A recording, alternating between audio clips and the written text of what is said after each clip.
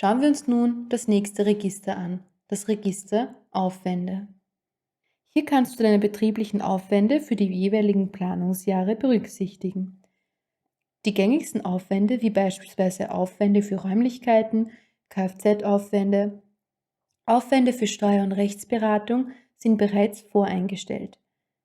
Die Position Kreditgebühren und Forderungsausfall werden automatisch berechnet. Die Eingabe hierzu erfolgen einerseits bei Anlage eines Kredites im Bereich Finanzierung sowie Eingabe eines dubiosen Risikos im Bereich Parameter. Du kannst auch weitere Aufwände anlegen. Hierzu kannst du aus dem Dropdown-Menü unter Weiterer Aufwand auswählen oder manuelle Aufwände erfassen.